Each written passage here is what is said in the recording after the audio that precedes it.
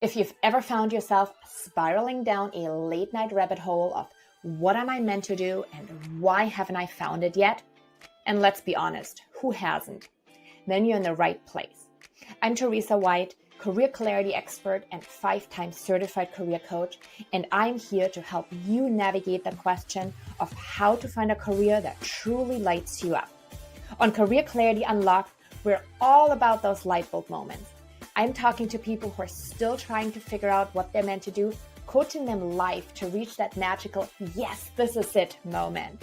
And we'll also hear from those who've already found their dream careers and figure out exactly how they did it.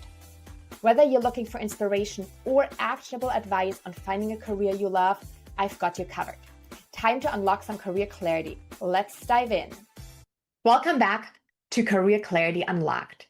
If you've ever felt like you needed a really fancy title or a big fake personality just to lead, I want you to think again.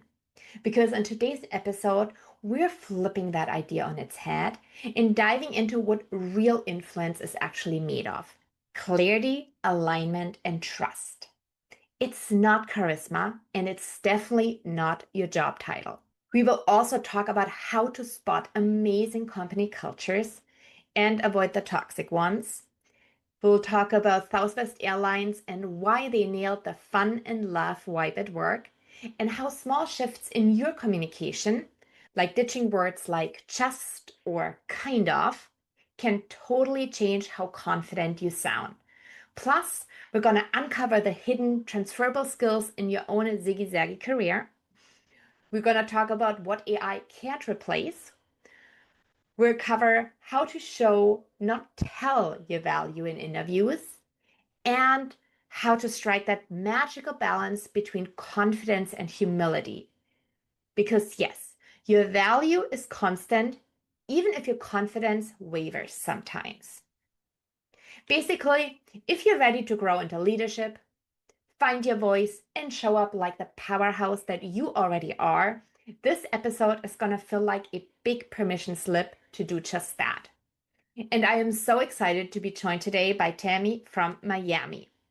My guest, Tami Reiss, is an expert on influence-driven leadership. She's a keynote speaker, corporate trainer, and CEO of 𝗪𝗵𝗶𝘁𝗵, who helps leaders master influence and maximize impact. Tami created easy-to-use tools like Map Out Your Influence Canvas and the Confident Communicator GPT to share her knowledge in accessible ways worldwide. Her latest passion project is a rhyming illustrated book on leadership. Based in Miami, Tami brings the heat. So let's dive in. Welcome, Tami, to Career Clarity Unlocked. I am so excited to have you on the show. I am so excited to be here. Yay! I want to start with your career journey and your personal journey. Did you always know that you wanted to work in leadership and influence, or did you take a few detours before landing there? I don't think few is the right number. Like, it's a lot of detours. In college, I studied physiological science, how the body works. I was supposed to be a physical therapist. Then I went to business school and wanted to be a nonprofit consultant, and I worked in nonprofits for a while. And then I joined an insurance company to be part of their product team and worked in technology and product as a consultant in-house, consultant in-house, consultant in-house, consultant, back and forth. You can read my resume. It legitimately looks like that. It's like a ping pong ball. And in my last consulting gig, I was the CPO in residence at Insight Partners, which is a large VC private equity firm that has billions and billions of dollars under management. At the time, there were something like 150 companies that were part of their portfolio. Now that I think that's actually tripled. Wow. And I got to work with leaders, advising them on how to be more awesome than they already were. And most often, they already knew how to be awesome. They would just forget it in certain situations. And so while I was doing that, I bought productleadercoach.com because I come from product leadership. And when the chapter was over, hung up my own shingle and started doing coaching, generally for leaders, generally on how to be a better leader. And then over 4 years that I was doing it, I saw the same things happening over and over again, which were primarily that the conversations we were having were mainly about interpersonal things and more specifically about influencing others, whether that was influencing their boss, influencing the board, influencing other executives, influencing the people who reported to them. All of that came down to influence and getting other people to do what they wanted. And so I said to myself, what if we could teach this skill earlier? And I Love that. started doing trainings on executive presence and influence without authority. And it's been awesome for the past year or so. And I get lots of great feedback and it makes me happy. And I was actually just talking to someone earlier. She said, I don't like being on stage. I don't like it when everyone's looking at me. And I was like, that was me at 12 years old, but now I love it. Like I love connecting with audiences. I love not being made fun of for being loud. And Isn't that the I have this best? natural talent of being really loud, and so I might as well find a way to use it. Love it. That's so good. And you had just talked about influence. And I love when I was reading some of your writings that you were saying that influence isn't about charisma or titles, which is something a lot of people put in the same bucket as influence and charisma. But you are actually saying it's about clarity, alignment, and trust. Yes, for sure. How does someone leverage that? So people love leaders who are clear, clear with directions, clear with decisions. And if we are going to follow someone, we want to Hmm. know where we're going. Yeah. So clarity on that can be a really like a superpower in and of itself. Hmm. Then the last one, which is trust. Someone's going to give their time, their energy, their motion towards your idea only if they trust you. Yeah. So, what are you doing to lead up to that moment to earn trust, to create that bond? And then once you have trust in you, your trust bank is full, and you've made a clear decision, it's a matter of helping other people get aligned to it, helping them recognize that they will benefit as well and that there is something in it for them so that when they're putting their energy and their time in, they're going to get something out. And it isn't just kudos from you. And Right. so it doesn't need you to be boisterous and charismatic. It needs you to be strategic with your communication. It needs you to be strategic with the relationships you're developing. And per what you said, it's not about title. That was like the massive learning I had from being an executive coach was that I was working with CEOs and CPOs and CTOs, and it didn't make a difference. They still had to use their influence muscles. Yeah. Because when we tell someone to do something, when we use command and control and authority, someone does it, but they don't do it with joy and they don't bring their best selves to the work.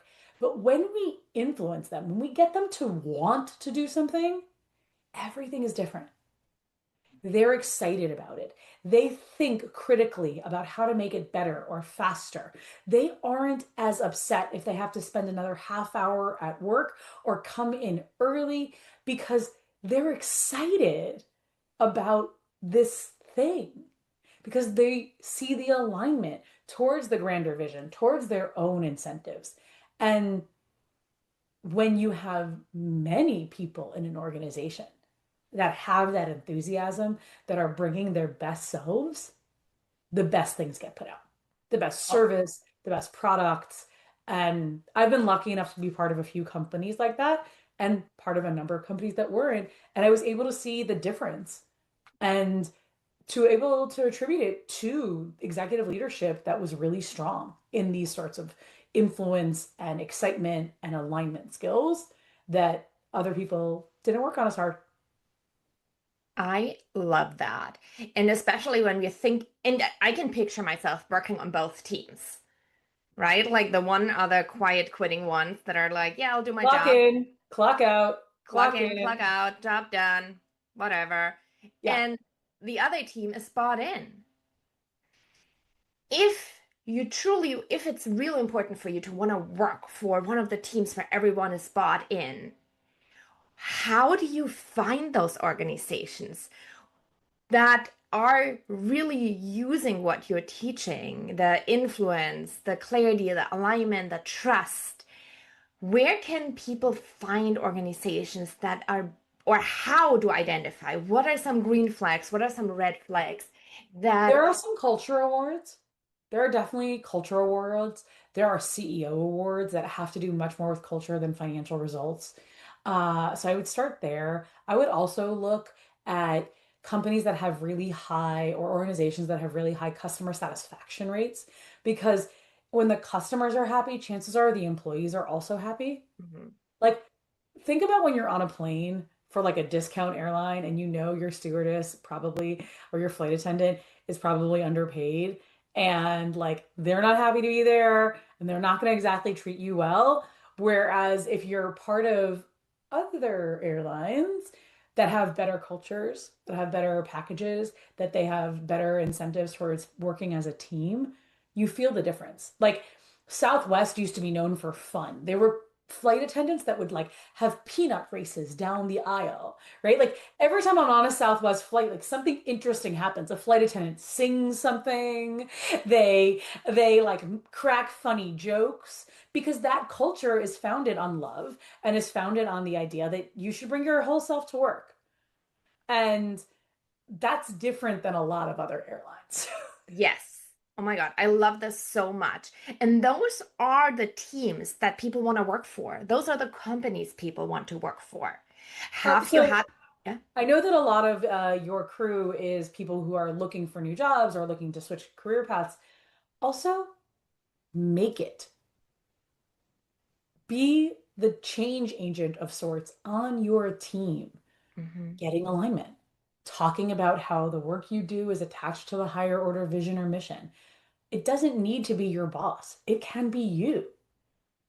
You can step up as a leader whenever you want in this capacity. And then you could give it to your boss and say, hey, we've been talking as a team and we think these are our values, or we think this is how we're connected to the vision. What adjustments would you make to that?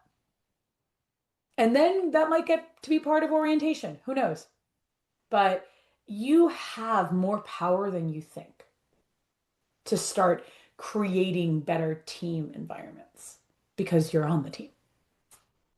When you say you have more power than you think, imagine someone senior level and they feel powerless. What's the Yeah. first thing you suggest for them to do? Well, more often than not, they don't feel powerless. They feel like an imposter, Yes. right? They feel like they shouldn't be there and that they don't know what they're supposed to do. And so for that, I always say to ask yourself why these other people that you respect and you think are so awesome that you don't belong in their group chose you, right? You did something that they liked. You respect them, they respect you. There's something you've done in the past that made them think that you were worth giving this title to, that you were worth giving this responsibility to. And so when that process starts, people can start saying, oh, well, yeah, I do know things. Um, I am accomplished. I have been successful. And so, okay, maybe you'll be successful here too. Maybe if you use similar skills that got you to where you're going, you'll be great. I worked when I was an executive coach with a woman named Jennifer Sherman, who like badass is an insult to her because she's so much better than that. Like she Wow. is just like she's like Michelle Obama good. Like she's just like superstar. And when I worked with her, I helped her get a C-suite promotion, like build the case for that. And then she got more responsibility and more responsibility. And now she's a COO for the third time or something. But when she got this extra responsibility into another part of the organization, she was a little apprehensive about it. And she said, I've never ever done this whole vertical part of an organization. And I said, well, someone trusts you to. And let's talk about why. Why do they trust you to do this? Because You're going to spend the time listening to the employees about what's broken here. You're going to think about the systems, the tools, the organizational changes that need to be in place, which will help those problems go away. Mm-hmm. And she said, "Oh, yeah." And I said, "Yeah, you're going to do that. And because you're not an expert in this, you're going to rely on other people's expertise, and they will appreciate that too."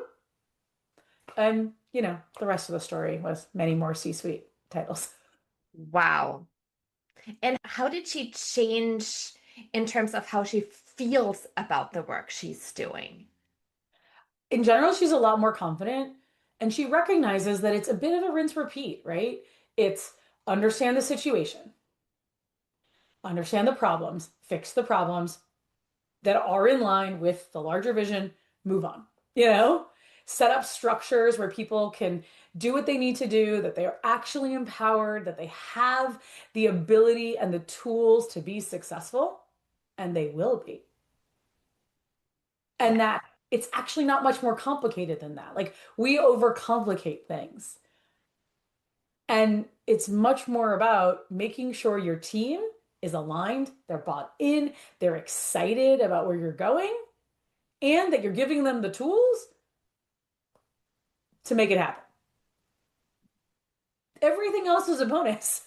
Yes. I was talking to a CEO last week, and she said, "I think I should be paying my people more, then they'd be happier." And I said, "There is not a single study in the entire world that agrees with that." And she said, "What do you mean? People love more money." And I said, "Yes, people do love more money, but it doesn't actually really contribute to employee happiness." I said, "Go watch Daniel Pink's Autonomy, Mastery, Purpose TED Talk, and you will learn about what people really strive for, what drives people to show up to work, what drives people to bring their best selves." And that's what you want to be creating as a leader. You want to be creating an environment where people cannot be autonomous, right? You're giving them the tools, Yes. that they can feel mastery, that they can be advancing and doing more over time. Yeah. And purpose, that's the alignment, that's the connection. Yeah.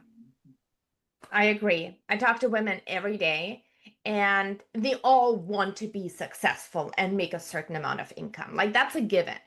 But what they really strive for is meaning, fulfillment, being respected on their team, being allowed to bring their knowledge and experience, being trusted, feeling they're making an impact. They want to really do good work. And all you have to do as a leader is set them up for success. Yeah. And all of these women probably are worthy of trust and confidence and worthy of being followed. Yes. And when I talk about executive presence and confidence, it starts with you. Like, you have to be confident in your own abilities. You have to trust yourself that you are the best person to do this job at this moment. And when you show up with confidence, not overconfidence, but Yeah. confidence, you're more likely to raise your hand and volunteer for a project. You're more likely to voice your opinion when you know something to be true and advocate for what you know to be right. And it starts with a little bit of self-talk that, like, I deserve to be here. How would someone use that when they're actually making a pivot?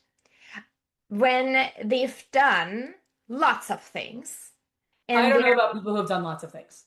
I've only done one thing my entire, I'm just, yes, back to this. Yes, yes, yes. so when they've done a ton of things and there's things that feel really energizing to them and things that feel really draining for them. The work I do is help them identify, okay, what are the pieces that really energize you? And how can we find roles that revolve around that? Which means a pivot, but not starting over, right? We're leveraging a piece of their experience, but in a different way. Yeah, But we all that, have experience. exactly, that can make it much harder to show up as confidence. Like, you've done something in a one way, but how do you show up confidently in convincing someone, influencing someone, if you're thinking about career conversation or job interviews, that you could do those skills in a different environment or in a different industry? I'm going to start with what you don't do. Everyone who's listening, please stop using the phrases kind of and sort of. You did not kind of graduate from college or sort of major in something, nor did you kind of have any sort of results. Just eliminate them, please. They're like nails on a chalkboard to me. So start there. Like, make actual statements about what you've done. None of this kind of sort of, just start there. Kind of, sort of. I'm really sort of out the window. Just like float, like erase them from your memory. Can we add the just to that one too? Just? I had a client. She was like, well, I just led this multi-million-dollar merger. Do you not know who I am? I am the inventor of Just Not Sorry.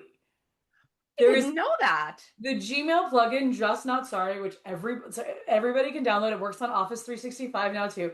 It underlines as if it's spell checking, just, sorry, trying, I think, I believe, like, actually, all of these phrases that undermine our confidence in our messaging. So yes, get rid of the just to. Please get rid of the just to. I'm gonna get this plugin. And just delete it. Because it's not that big of a deal. I'm just checking in. I'm checking in. Huge difference, right? Yes. Yes. And I'm just wondering. I'm wondering. Yeah. And you know what? As we're talking about this, what I'm realizing is it's when you're talking about communication, it's actually all you need to do is take words out of your communication. It's not, you don't have to learn a new vocabulary or do something more. You actually need to do less. It's removing of the disqualifiers. Yes. So when we launched Just Not Sorry, it actually didn't work on my computer because I had an extra Chrome plugin that was competing with it. And so when I was literally sending emails to hundreds of press inquiries and companies that were interested in having me come talk, I had to be hyper conscious as if the app was in my email telling me and underlining. And I recognized that my thing, like my verbal tick is, does that make sense? Oh, yeah. And does that make sense? Is self-judgment. It's saying, I'm not really sure if I made sense today. Of course you made sense. You're a logical human being who is reasonable and intelligent and... Yes. And then people said, but I want to invite people into the conversation. And so when I say, does that make sense? It's helping people join. And I say, you know what else helps people join? What questions do you have?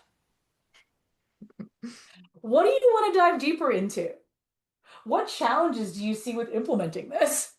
All of those. Welcome someone in. Yeah. Without saying, I'm not sure I made sense today. Was that just jibber jabber? And as you're asking this question, you actually know that you made sense. You just want confirmation from others. But instead, you're asking someone to doubt you. Yes. Does that make sense? I don't know. Does that make sense? I need to figure that out before I say yes or no. Right. So what are the most common words that we need to eliminate? We have the just. Sorry. Sorry. Am I making sense? Does this make sense? Trying. The kind of, sort of, the one that actually isn't in the app, but it doesn't work well with the app, but it's something I want people to work on, is when someone asks you to do something and you do it, a lot of us, especially women, we downgrade the work we've done and we say, no problem. No big deal. It was nothing. No worries. No worries. It wasn't nothing. It took me 40 hours, but don't even mention it. It wasn't nothing. If you discredit and devalue your work, why would somebody else value your work? And I want to get back to this like transition career thing because I have strong opinions here. But don't say that. And instead say, I'm glad you found it helpful. Love that. Yes. That's it. Yeah. Or some variation of that. Yeah. Yeah.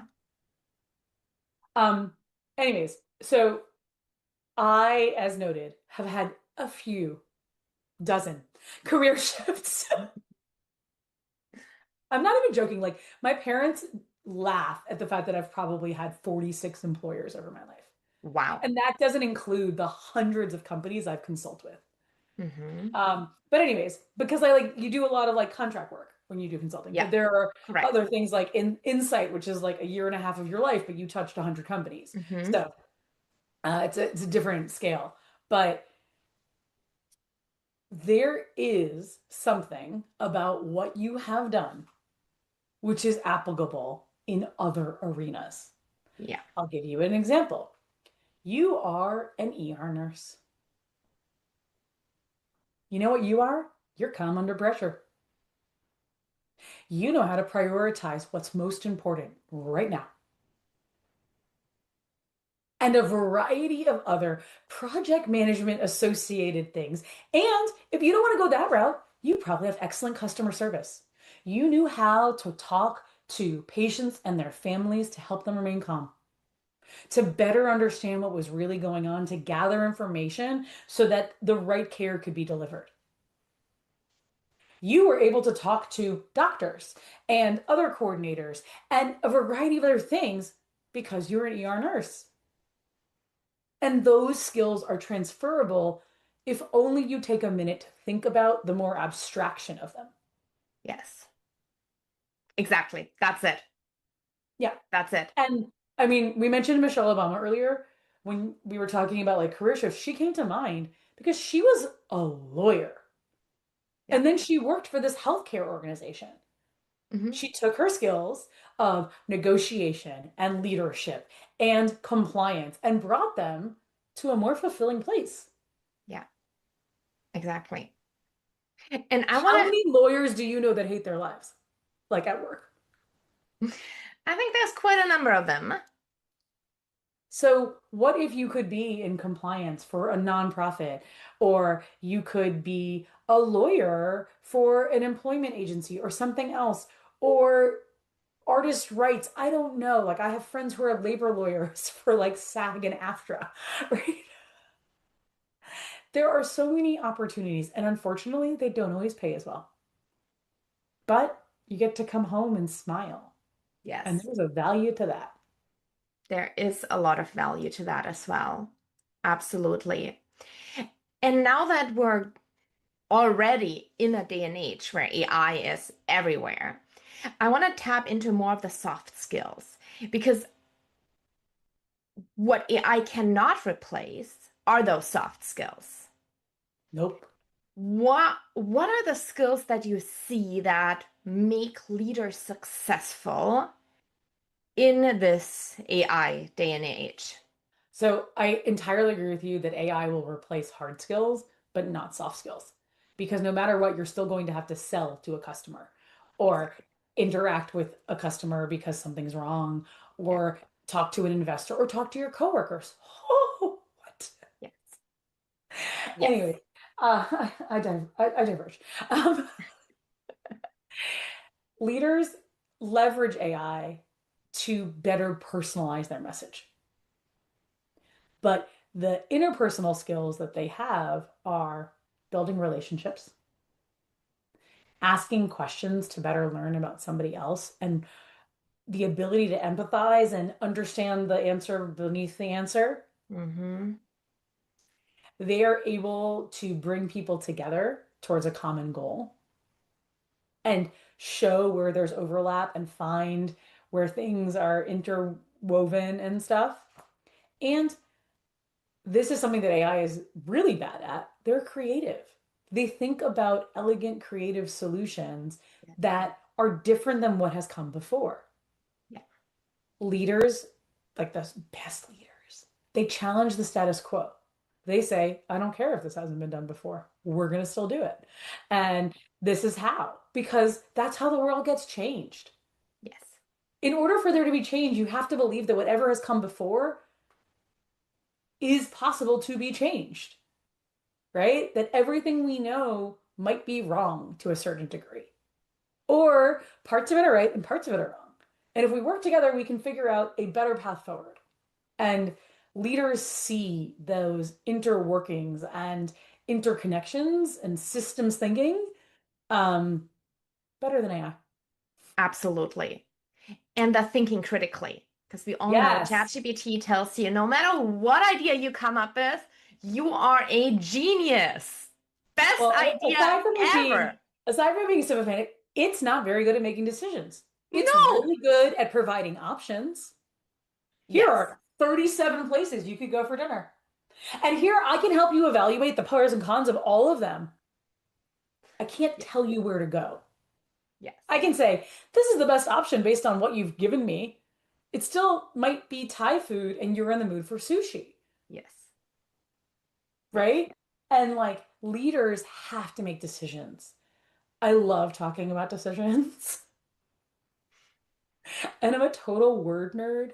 And my favorite thing that I have learned in the past, like I think 3 years ago is when it happened, is that the word decide comes from the same like Latin source as other things that are side, like herbicide and pesticide. It's designed to kill something. Oh, yeah. And what decide does is it kills ambiguity and uncertainty. It kills bad ideas.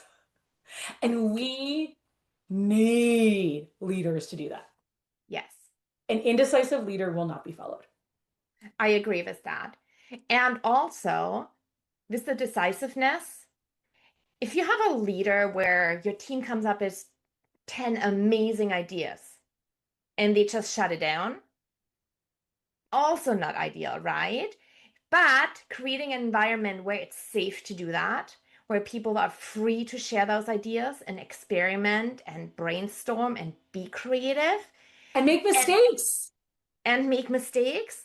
And then the leader being able to hold that while deciding on the best path forward. That's the company Yeah. we want to work for. Evaluating trade-offs, but also willing to explain why they made the choice. Because when a leader explains their decision-making process, do you know what that does? It enables everyone else to copy the process. It helps them say, oh, what would Tami do? Tami really values efficiency. Tami values community, or whatever else. How do efficiency and community impacted here? Yes. How cool is that? So cool. It's called strategy deployment in business terms. But really, it's about sharing ideas in a way other people can use them, Yes. also known as influence. Yeah, absolutely. And I always imagine if you were to work for AI, imagine your manager is AI system, ChatGPT or whatever you want to use. How would you feel working for them? It's probably very bland. That is the leader you do not want to work for. Because they're always back and forth. They like don't ever stick to their guns. Yeah, and they have no empathy, they don't understand humans. And as a leader, if you're not bought in, and buy in, it's connected to emotions. And 100%.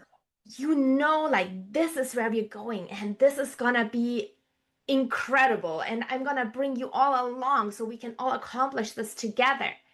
That can never come from an AI system. And I feel confident in saying never. And we don't know what the future holds. But I just cannot see that a non-human with no emotional capacity, yes, being trained, it can say the right words. But the right words aren't enough. You need So a few more. years ago, I was at my niece's, twin nieces, bat mitzvah, and I was sitting next to a cousin of mine who is beyond brilliant, literally PhD physicist, brilliant. And he was saying to me that AI is going to eliminate everyone's jobs. And I said, not mine. And he said, what do you mean, not yours? Everyone's jobs. And I said, not mine. And he said, why are you so confident in that? And I said, well, my job is to teach people interpersonal skills. Like I get up in front of a stage at like a room of people and I teach them interpersonal skills. And he was like, well, a hologram can do that. And I was like, a hologram might be able to recite my speech, but they aren't going to bring my energy to the stage. Exactly. And that's something it like a robot can't do. It's cold. Yes. What do you see as the most important skills that leaders develop that cannot be replaced by AI ever? Well, it's not necessarily a skill, but they have relationships, right? They have intimate knowledge of the people they work with and the people they have worked with for decades. And that is so much more valuable every day that AI takes over other things, right? The knowledge of how to navigate organizations, the knowledge of understanding, I don't need consensus from everyone. I need a majority, and these are the people that are going to be part of my support network for this initiative, and these may be for something else, but it's that sort of connection to other humans, that, and the ability to connect and the ability to quickly create connection. Yes. How do you convey this? Let's say you're in a job interview with a new company, there is no prior relationship with them. They don't know about your work, and it's you have to communicate. I talk to so many people that are like, yeah, I'm good at building relationship and building rapport and building trust, Show me, don't tell me. but it feels watered down when I talk about it. Yeah, it has to be show me, don't tell me. Don't tell me you're relationship driven. Ask Right. me questions. Develop a relationship with me. Find common ground with me and every other person on your interview panel. Invest time in asking questions about the way we work and the way we interact and how our teams are structured and processes, etc. That's how you show you can create relationships. Because the person will walk out saying, that person would be nice to work with. They were inquisitive, they were curious, they gave me great examples. When I said something, they were like, "Oh yeah, we did that at my other company," or "That's similar to when I did this." Right? That finding of common ground, that's where relationships start. So I would say that. That is huge. And it matters so much more than the hard skills you bring in. Yes, hard skills matter, but these Hard people skills are know, commoditized. right? These people know they can you can learn a hard skill. If you made it to that level in your career, you've learned a ton of things. You can learn this skill. But that And chances are you conversation, already have that skill to have gotten to whatever level interview round you're in. Like exactly. the hard skills get you past the HR recruiter. The soft Right. skills get you hired. Yes. How do the best people demonstrate, the best leaders demonstrate these soft skills on a day-to-day basis where it is visible and the company values them for it? What are the small things that you see them doing that others don't do? One of the biggest things is not acting special. So there are countless stories of military situations where the highest ranking official gets in line for lunch. And there's a woman who was running Pampered Chef, who when she took it over, Ashley Cools, she said, "We're getting rid of executive parking spots. Whoever comes to the office first, they get the closest spot." Simple as that. And the the leaders who recognize I'm a human who has a certain amount of experience and privilege, which has gotten me to this point. Anyone else here could be here if they had similar experiences and privilege. And so, how do I provide a more level playing field so that everyone's ideas are respected, everyone gets heard, and we teach other people to advocate for what they know to be right, for them to advocate for themselves in respectful manners, to respectfully disagree, disagree without being disagreeable. All of these things come from leaders who recognize they're not always right. Yes. They're not that special. I think that's honestly like time and time again, that's where it starts. And And how, thus, yes. you care to understand people, right? You spend time with people, you have skip levels, you know, you have your ear to the ground about what's going on. You care to get feedback for yourself, your team, the people who report to you, who have team members, all of these things, they are the recognition that we are human too, and humans are flawed. and humans make mistakes, and the best leaders own that that's a reality. That's such a beautiful way to look at leadership. And I'm curious to hear about how do we strike that right balance between confidence and humility, about being not the one who is boasting, but still having the confidence and visibility a leader needs to have so that they can influence. I'm giggling because for product management, I used to say we have to balance humility and hubris. Hubris that like we could do something no one else has ever done, and humility that we're probably wrong. And figuring that out. I think that it's less of a general balance and more of a situational balance. I should feel confident that I'm of value.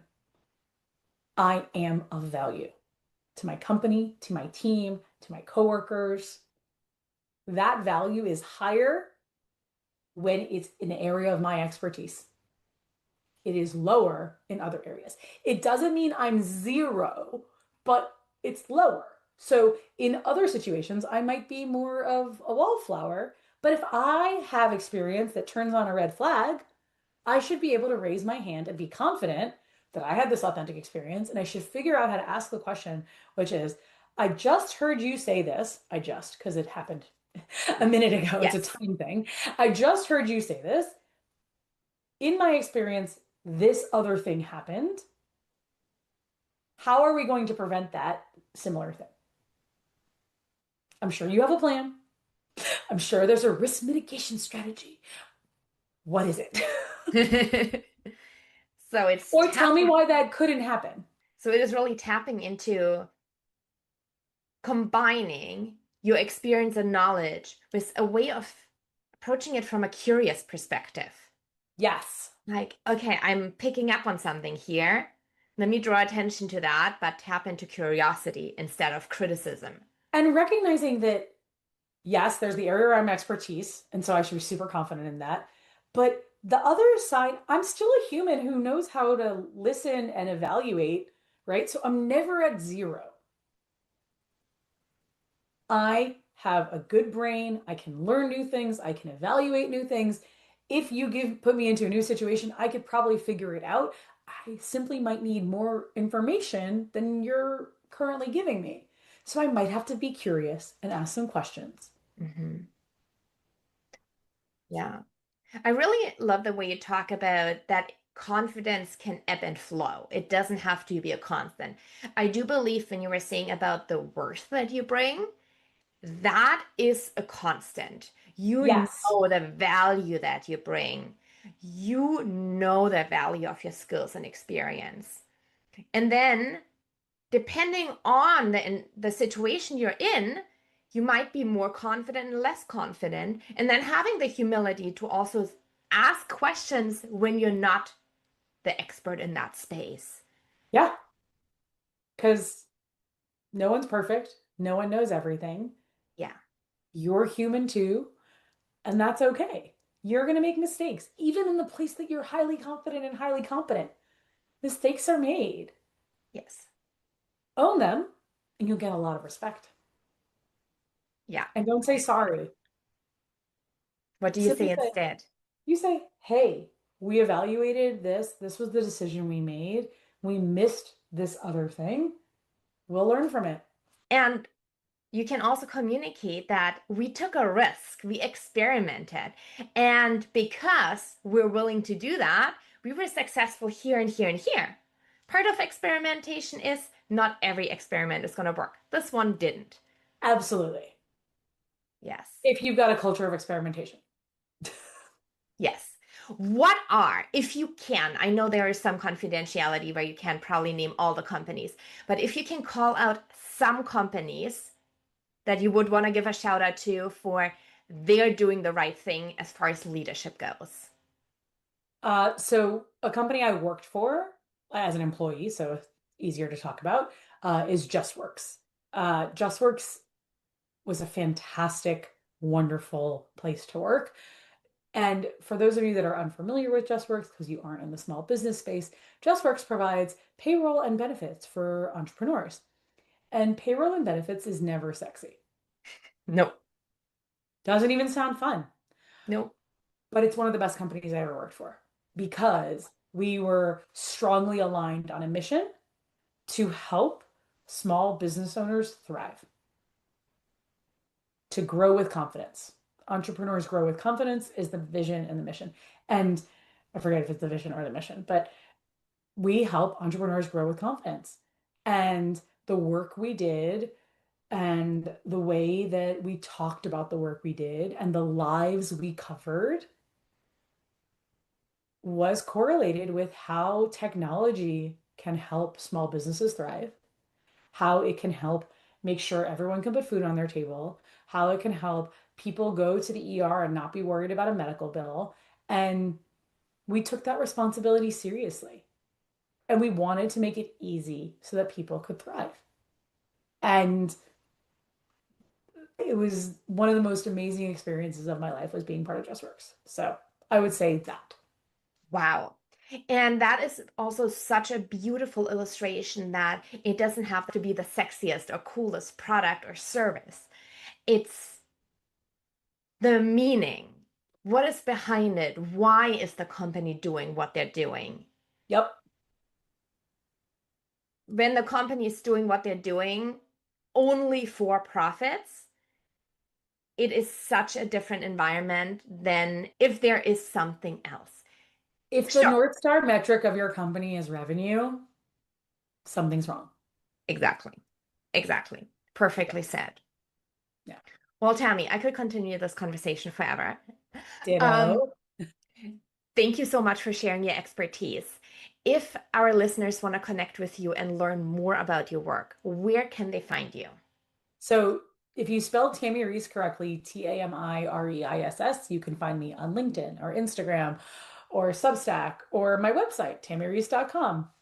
And I offer both a mastering executive presence course, which Theresa is going to be able to share everyone a link to with a massive discount. So check that out. There's a book I wrote on product management that's illustrated in rhymes. You can find that on Amazon.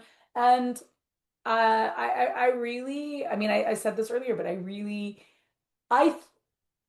makes me so happy when larger groups of people can tap into my brain and learn things that are from my experience. And so that's why I do group trainings, and that's why I write and I blog and I'm on podcasts like this, because I'm tapping into your audience and hopefully giving them some nuggets. I don't expect that everything I've said is earth-shattering.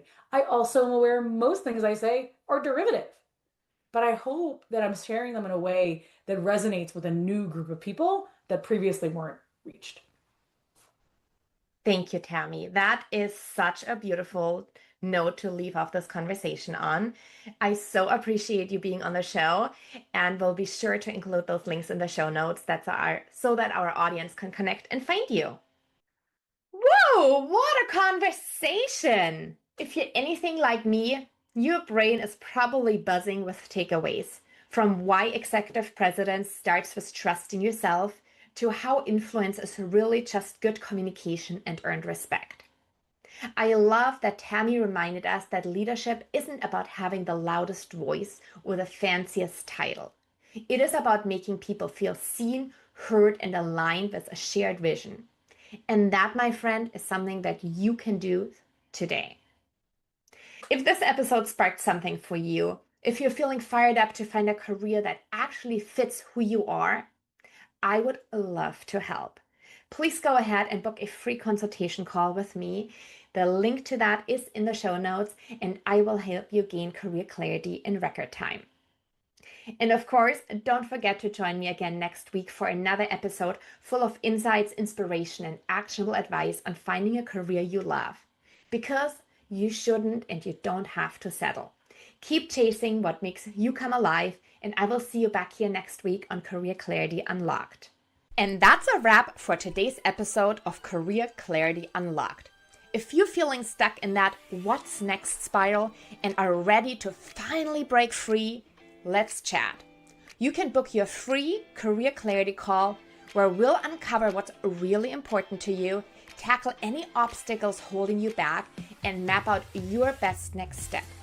Schedule your free 30-minute call today on careerbloomcoaching.com. And before you head out, be sure to follow us on Apple Podcasts or Spotify so you never miss an episode. If today's conversation gave you new insights and inspiration, please leave a review. It really helps us reach more amazing listeners like you. And don't forget to share this episode with a friend or on social media. Your support truly means the world. Thanks for hanging out with me, and I'll see you next time.